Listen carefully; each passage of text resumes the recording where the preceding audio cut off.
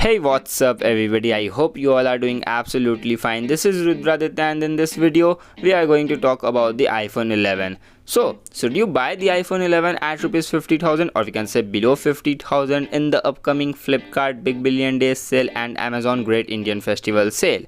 But the main question is that is it worth it in late 2020 at this particular price point? So we will definitely find out all these things in this video. So make sure to watch the video till the end to know everything.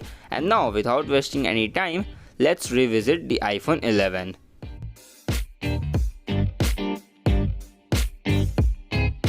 Alright, so starting with the build and design, then you will get a gloss finish on the back and matte glass finish on the camera module. You will get a dual camera and of course the Apple logo in the center and regular notch on the front, plus you will get some noticeable side bezels, and it's more as compared to the Pro models, but it's typical iPhone design. And if you are coming from iPhone 7, iPhone 8, iPhone 6s, then I guess you won't mind this. And overall the design and the build quality, actually the build quality is very solid. Design is okay for me, but I guess for iPhone users it's completely fine. Talking about the in-hand feel, then it is not a Pro model, but when it comes to premiumness, it is as good as the Pro models.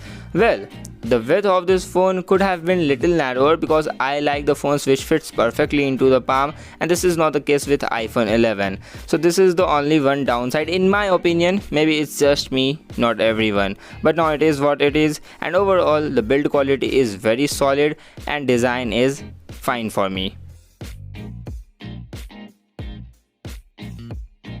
Alright, so let's start with the disappointment first. So the disappointment of the display is the display specifications itself. I mean, when you see the display specifications, you will definitely feel disappointed. So it has a 6.1 inch IPS LCD display with just over 720 pixel resolution, not even 1080p in 2020. So this is the disappointment in terms of specifications. But don't see specifications only when we are talking about iPhones. And I said this a lot of time because when you talk about the real world uses, you won't face any problem. And talking about the display quality in real world uses, then again the display quality is so good. However, it's 720p considering it's 2020, then yeah, it's a little disappointment. But still, I guess the normal viewers will never face any problem, especially if you're using the iPhone 8, iPhone 7, iPhone 6s, then you are using the same display with smaller display size, so you are not going to face any problem, that's for sure.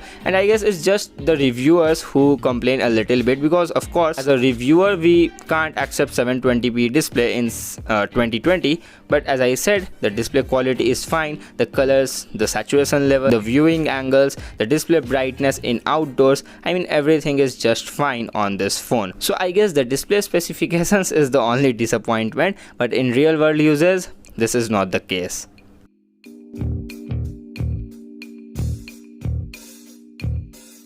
Alright, so now what can I say? What should I say about the performance?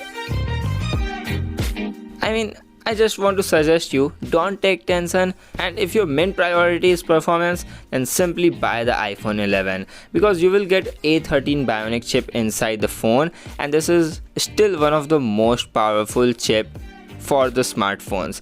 And guys, you can throw any task that you want, and it will complete the task without any problem. I mean, you can throw multitasking things, you can throw heavy games, you can throw heavy video editings, and it will do all the things without a sweat. So I think you don't have to worry about the performance even a single bit. And definitely without a single doubt, this device, the iPhone 11, is a performance champ. Well, I know you guys are curious about the long-term performance of this phone. Then this phone is as snappy, as fast, as smooth as it was on the first day. So in terms of performance, even after the 1 year of uses, this phone remains the same in terms of performance, as I said. So guys, now here comes the role of software support by the company. Suppose that if a company provide you a very powerful device from the inside, but they will not give you software support, they will just give you 1 year of software updates, the major software update, then definitely your phone will feel outdated in terms of features and it will start slowing down after 2 years or maybe 2.5 years. But this is not the case with iPhones. iPhone provide you 5 major iOS updates. iPhone 11 already received the iOS 14, which is its first. Now it will also get the iOS 15, 16, 17 and even iOS 18.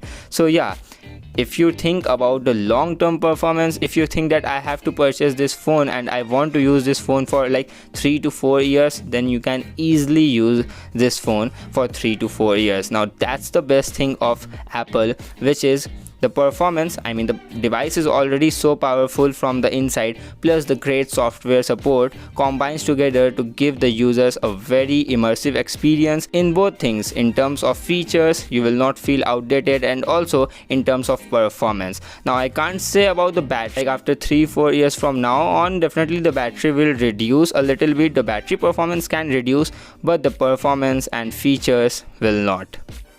Alright, now let's talk about the battery life. So battery is also very good in this phone, and thanks to that A13 Bionic chip and also to a LCD lower resolution display. Yeah, the same thing that we discussed as a little disappointment. Well, it's quite obvious that a lower resolution LCD display will consume less battery as compared to the OLED panels, and it's better in terms of battery as compared to the iPhone 11 Pro. But the iPhone 11 Pro Max has the best battery life in the 11 lineup. Well guys, the battery backup on the iPhone 11 is very good. I end up my day with 30 to 40% battery left, and if you game a lot, if you are a heavy gamer, then you will end up your phone at the end of the day and you have to charge the phone in the night. Now the charging speed is pathetic, and it will take like 2 hours 30 minutes to charge the phone from 0 to 100%, because in the box you will just get the 10-watt charger. Now this is the real disappointment. Like if you want to charge your phone quickly, then you have to buy a fast charger separately.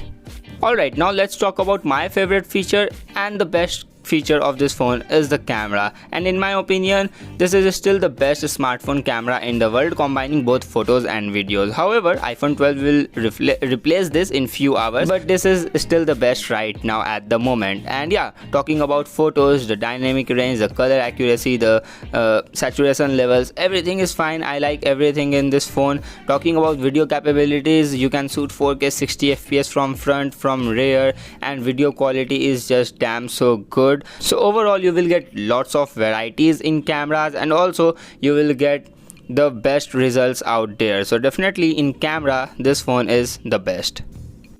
Alright, now let's come to the conclusion. So should you buy this phone at 50,000 rupees? Then if you are looking for an iPhone, then definitely this is a worth deal. At below 50,000 rupees you should definitely grab this one. Or you can wait for the iPhone 12 launch as well, which is about to happen in just few hours. Then you can check the Indian price and then you can decide which phone you should buy. Well, if you want to save some more money, you can go with iPhone XR as well, if you want to save money, because there is not a huge difference between iPhone XR and 11. Well guys, that's been it from today's video. Thank you for watching, and subscribe to my channel if you haven't already.